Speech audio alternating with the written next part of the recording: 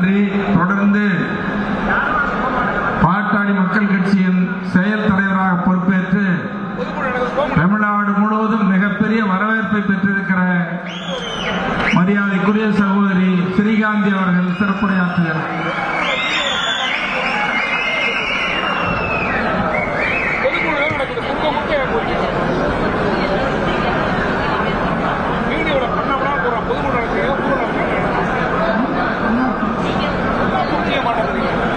பாட்டாளி மக்கள் கட்சியின் ஆணி வேராகவும் ஆலமரமாகவும் இருந்து வருகின்ற நமது சமூக நீதி காவலர் டாக்டர் ஐயா அவர்களை வணங்கியும், கௌரவ தலைவர் தியாகச்சம்மல் ஜி.கே. மணி அவர்களையும், வன்னிய சங்க தலைவர் பூத்தா அருள்மொழி அவர்களையும், முன்னாள் தலைவர் பேராசிரியர் தீரன் அவர்களையும், இந்த சேலத்து சிங்கம் அருள் அவர்களையும் எல்லோரையும் வணங்கி உங்கள் அனைவரையும் என்னுடைய வணக்கத்தை சொல்லிக் கொள்கிறேன்.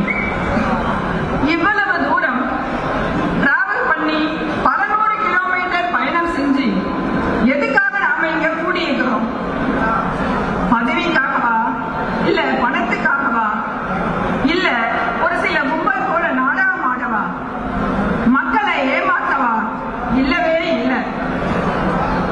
நம்ம ஐயா மேல நாம வச்சிருக்கிற அந்த பாசம், அந்த நம்பிக்கை, நம்ம சமூகத்துக்கு இத்தனை ஆண்டுகளா போராடியோர் என்ற அந்த நன்றி உணர்வு, இதுக்காகத்தானே நாம எல்லாரும் வந்து உட்கார்ந்துட்டு இருக்கோம். உங்க முகத்தை எல்லாம் பார்க்கும்போது எனக்கு நன்றி உணர்ச்சி பெருக்கெடுக்குது. என் உயிருக்கும் மேலான, என் குடும்பமான, என் பாசத்துக்குரிய உறவுகளே, எல்லோருக்கும் என் வணக்கங்கள்.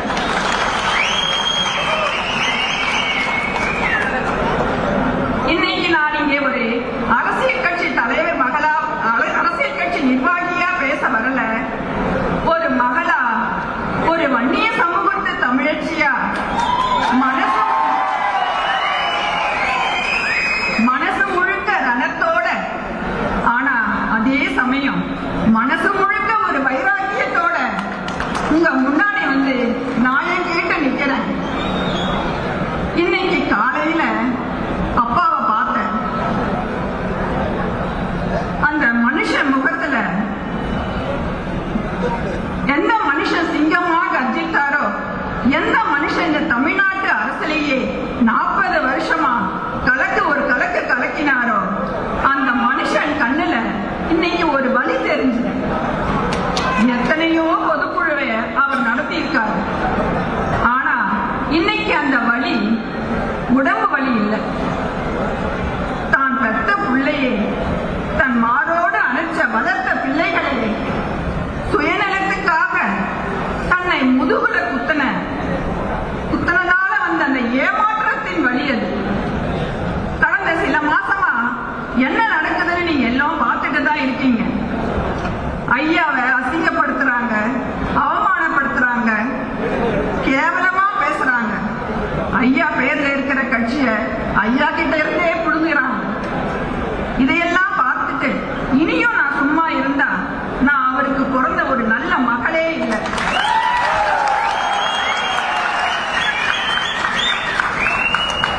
அதான் இத்தனை வருஷமா நான் ஏறாத இந்த அரசியல் மேடைக்கு இன்னைக்கு வந்திருக்கேன்.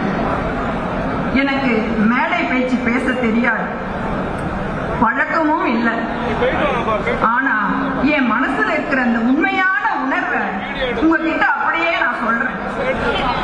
இன்னைக்கு ஐயாவை எதிர்க்கிற அந்த கும்பலை பார்த்து நான் ஒன்னே ஒண்ணு கேட்கிறேன்.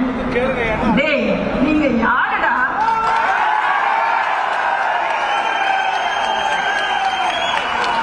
உங்களுக்கு என்னடா தகுதி இருக்கு ஐயாவை கேள்வி கேட்க?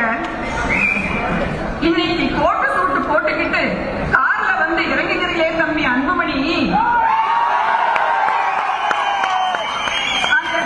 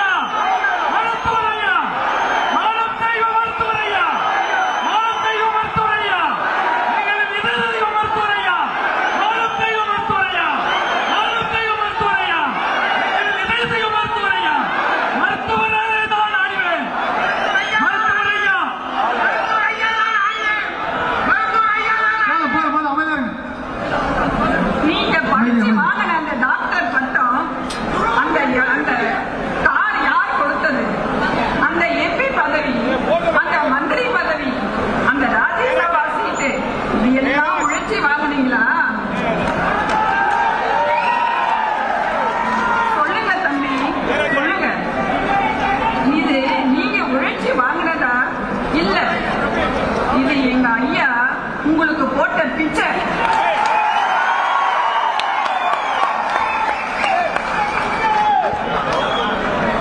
இத்தனை வருஷம் நீங்க ஐயா உழைப்புல சுகமா வாழ்ந்தீங்க. ஆனா ஐயா 96,000 கிராமம் யோசிச்சு பாருங்க. 96,000 கிராமத்துக்கு கால் கடக்க நடந்தாரு, சிறைச்சாலைகள்ல படுத்து தூங்கினாரு, தன் ரத்தத்தை வியர்வையா சிந்தினாரு. எதுக்கு? நான் பையன் ஏசி ரூம்ல உட்காரணுன்றதுக்காகவா? இல்லவே இல்லை. என் வன்னிய சமூகத்து பிள்ளைகள் படிக்கணும், வேலைக்கு போகணும், அதிகாரத்துக்கு வரணும் அப்படின்றதுக்காகத்தான். ஆனா தம்பி அன்புமணி என்ன செஞ்சார்?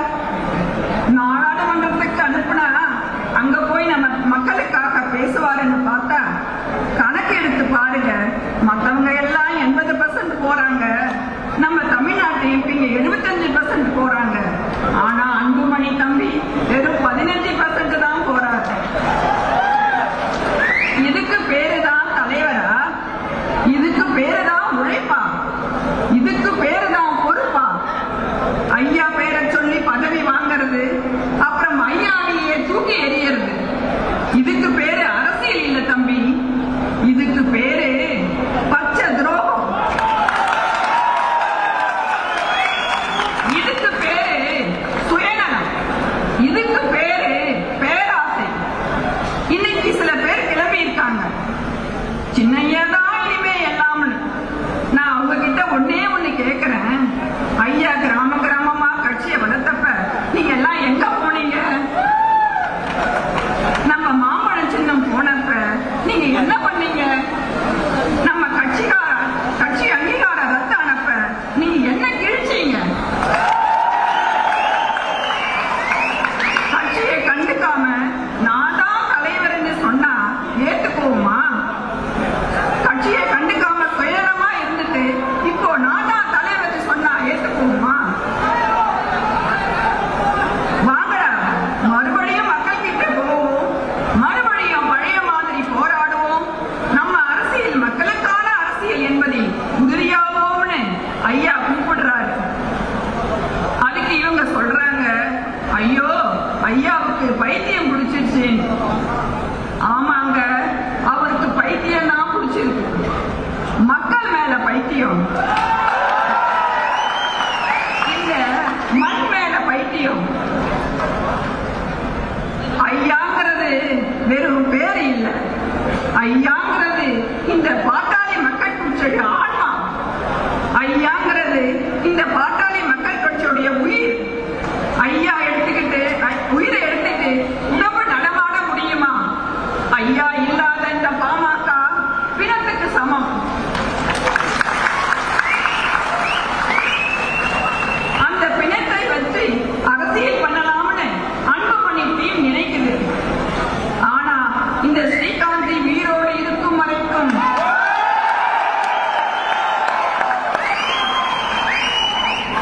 இங்க இருக்கிற லட்சக்கணக்கான தொண்டர்கள் உசுறு இருக்கிற வரைக்கும் அது நடக்கவே நடக்காது. சொந்தங்களே, கலங்காதீங்க, நடக்கிறதையெல்லாம் பார்த்து பயப்படாதீங்க. இதையெல்லாம் ஒரு நல்ல சகுனமா தான் நான் பார்க்கிறேன். ஏன் தெரியுமா? நம்ம கட்சி இத்தனை நாளா பிடிச்சிருந்த பீடையெல்லாம் தானா கழிஞ்சு போயிடுச்சு. துரோகிகள் எல்லாம் போயிட்டாங்க, சுயநலவாதிகளும் போயிட்டாங்க. இப்ப ஐயா கிட்ட மிச்சம் இருக்கிறது யாரு? உண்மையான விசுவாசிகள். கலப்படம் இல்லாத தங்கம் நீங்கள் தான். நீங்களே பாருங்க, ஐயாவோட ஆட்டத்தை இனிமேதான் பார்க்க போறீங்க. 2026 தேர்தல் வருது, இன்னும் 5 மாசம் தான் இருக்கு. இந்த தேர்தல்ல பாமக ஒரு சாதாரண கட்சியாக இருக்கக்கூடாது, ஒரு தவிர்க்க முடியாத சக்தியா மாறணும். நமக்குன்னு ஒரு மரியாதை வேணும். நம் சமூகத்தோட நோக்கங்கள் எண்ணங்கள் நிறைவேறும்னா சும்மா வெளியே இருந்து ஆதரவு தர்றது பத்தாது. ஒரு ஆட்சி மாற்றம் வேண்டும். அந்த ஆட்சியில நமக்கு பங்கு வேணும்.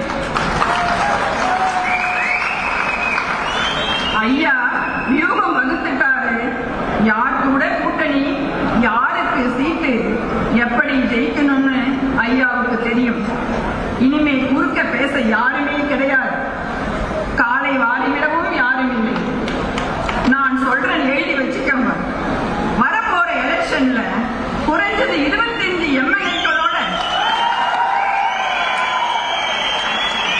நம்ம ஐயா சட்டசபைக்குள்ள நுழைவார். நம்ம இழந்த சின்னம் அந்த மாம்பழம் மீண்டும் நம் கைக்கு வரும். கடைசியா ஒன்னே ஒன்று சொல்றேன், தம்பி அன்புமணிக்கு அதிகாரம் வேணும்னா அவர் தனியா கட்சி ஆரம்பிச்சு போகட்டும். ஆனா இது ஐயா கட்டின கோட்டை. இங்க ஐயாதான் ராஜா, நீங்க எல்லாரும் தான் மந்திரிங்க. இனிமே நான் சும்மா இருக்க மாட்டேன். நான் ஐயா பொண்ணு மட்டும் இல்ல, நானும் ஒரு தொண்டன். ஊர் ஊரா வருவேன், வீடு வீடா வருவேன். நீங்க எல்லோரும் என் கூட வருவீங்களா? ஐயா கண்ணுல ஆனந்த கண்ணீரை வரவழைக்க தயாரா? அப்படின்னா ஒரு உறுதி எடுப்போம். துரோகத்தை வீழ்த்துவோம், ஐயாவின் கரத்தை வலுப்படுத்துவோம். 2026 கோட்டையை பிடிப்போம்.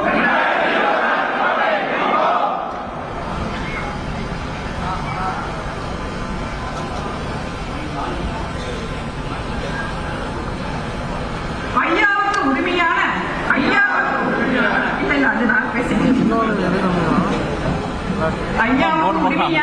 வளர்த்துக்கிட்ட பாமக என்ற மாபெரும் இயக்கத்தை இரண்டாக்கி களவாடிக்கிட்டு போன நீங்க யாரோட உரிமையை மீட்க போறீங்க?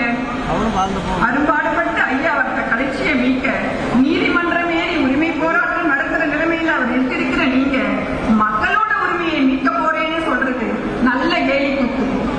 ஆகும்னா எங்க கௌரவ தலைவரையும் எங்க சேலத்து சிங்கமான மாநில துணை செயலாளரையும்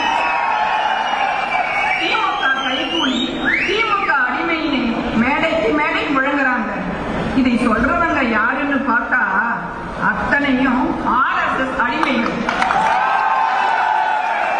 பேசுவார் பேசட்டும், பேசுவார் ஏசட்டும், நம்மோடு ஐயா இருக்கிறார்.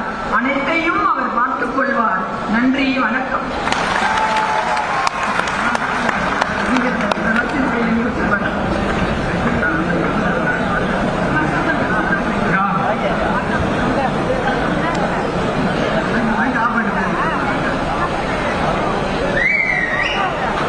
அடுத்தபடியாக நம்முடைய பாட்டாளி மக்கள் கட்சியினுடைய கௌரவ தலைவர், கட்சியினுடைய போலி கும்பல், பொய்யர் கூட்டம் இவரை கட்சியை விட்டு நீக்கியதாக அறிவிப்பு வெளியிட்டது.